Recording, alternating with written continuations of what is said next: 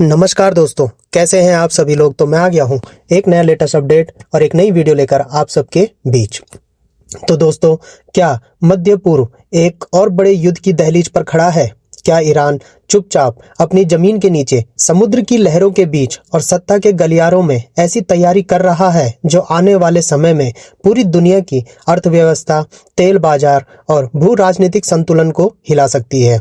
और क्या अमेरिका वाकई इस बार पीछे हटने वाला नहीं है? आज हम इस पूरे मुद्दे को गहराई से सरल भाषा में एक एक परत खोलकर समझेंगे।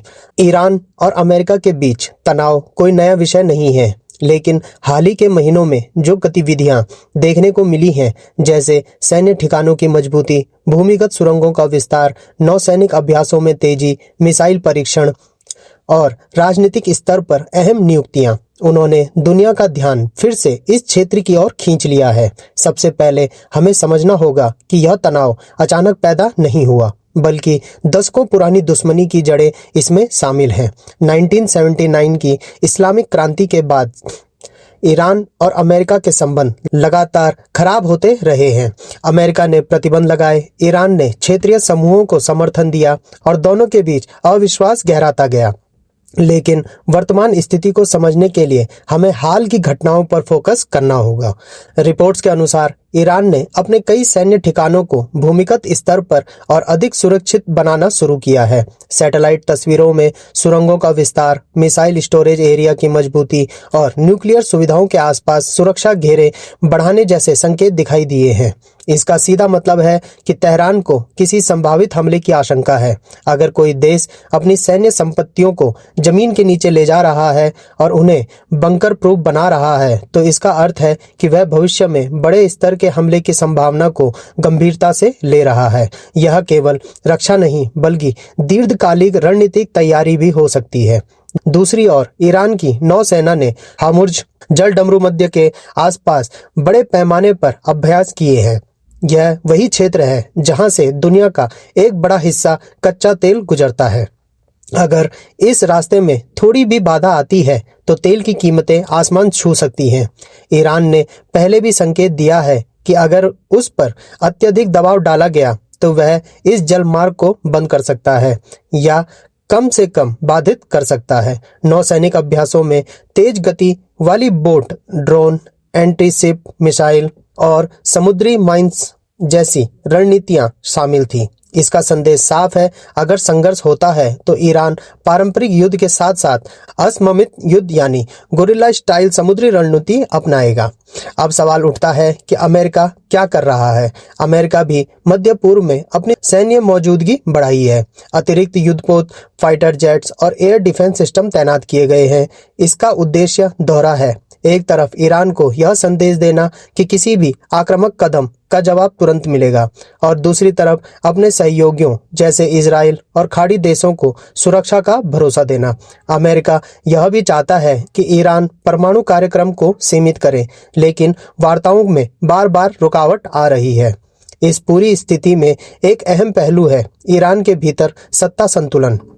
जब किसी देश में सैन्य और राजनीतिक नेतृत्व में बदलाव या पुनः गठन होता है तो वह अक्सर संकेत देता है कि रणनीतिक दिशा में कुछ परिवर्तन हो सकता है। अगर किसी सीनियर सुरक्षा अधिकारी को बड़ी भूमिका दी जाती है तो इसका अर्थ है कि राष्ट्रीय सुरक्षा प्राथमिकता बन रही है। यह घरेलू राजनीति का हिस्सा भी हो सकता है, ताकि जनता को दिखाया जा सके कि सरकार मजबूत है और बाहरी दबाव से नहीं डरती।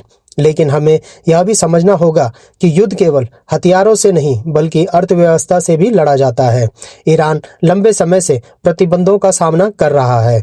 उसकी अर्थव्यवस्था दबाव में है, मुद्रा कमजोर हुई है और तेल निर्यात सीमित है। ऐसे में सैन्य गतिविधियों को बढ़ाना एक तरह का राजनीतिक संदेश भी हो सकता है कि ईरान दबाव के बावजूद झुकने वाला नहीं है। दूसरी ओर अमेरिका भी वैश्विक राजनीति में कई मोर्चों पर उलझा है। यूक्रेन संकट, चीन के साथ प्रतिस्पर्धा और घरेलू राजनीतिक दबाव। ऐसे में वह सीधे बड़े युद्ध में फंसने से बचना चाहेगा, लेकिन अपनी विश्वसनीयता भी खोना नहीं चाहेगा। एक और महत्वपूर्ण बिंदु प्रॉक्सी वॉर।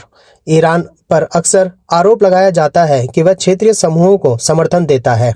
अगर सीधा युद्ध नहीं भी होता है तो अप्रत्यक्ष संघर्ष बढ़ सकता है। छोटे छोटे हमले, साइबर अटैक, ड्रोन स्ट्राइक और सीमित झड़पें बड़े युद्ध की भूमिका तैयार कर सकती है। यह ग्रे जोन वॉरफेयर का उदाहरण है, जहां आधिकारिक युद्ध की घोषणा नहीं होती, लेकिन टकराव लगातार चलता रहता है। अब सवाल यह है कि क्या वाकई बड़ा युद्ध होने वाला है? इसका जवाब इतना सीधा नहीं है। दोनों पक्ष जानते हैं कि पूर्ण युद्ध की कीमत बहुत अधिक होगी। तेल बाजार में उथल-पुथल, वैश्विक मंदी का खतरा, क्षेत्रीय अस्थिरता और मानवीय संकट, ये सब संभावित परिणाम हैं।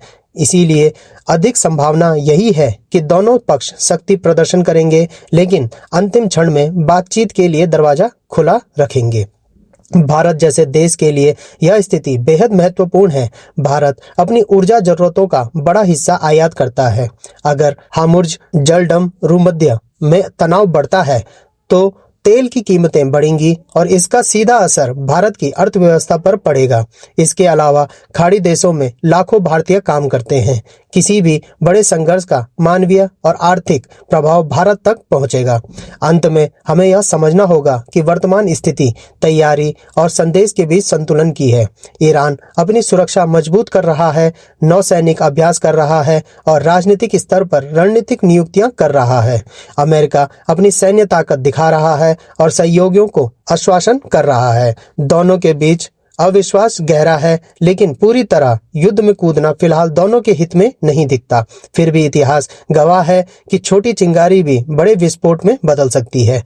इसीलिए आने वाले महीनों में कूटनीतिक वार्ताएं, आर्थिक दबाव और सैन्य गतिविधियां तीनों इस कहानी की दिशा तय करेंगी। तो क्या मध्य पूर्व एक नए तूफान की तैयारी कर रहा है, या यह सिर्फ शक्ति प्रदर्शन की राजनीति है? क्या यह तनाव धीरे धीरे शांत होगा या अचानक विस्फोटक मोड़ लेगा? यही सवाल आज पूरी दुनिया के सामने है और आने वाले समय ही बताएगा कि यह तैयारी केवल डर दिखाने के लिए थी या इतिहास के अगले बड़े संघर्ष की प्रस्तावना। तो दोस्तों, आप लोगों को क्या लगता है? अपनी राय कमेंट बॉक्स में जरूर दें। तो दोस्तों, आज के लिए इतना ही। मिलता हूं मैं दोबारा एक नए लेटेस्ट अपडेट और एक नई वीडियो के साथ। तब तक जुड़े रहिए। धन्यवाद। जय हिंद, जय भारत।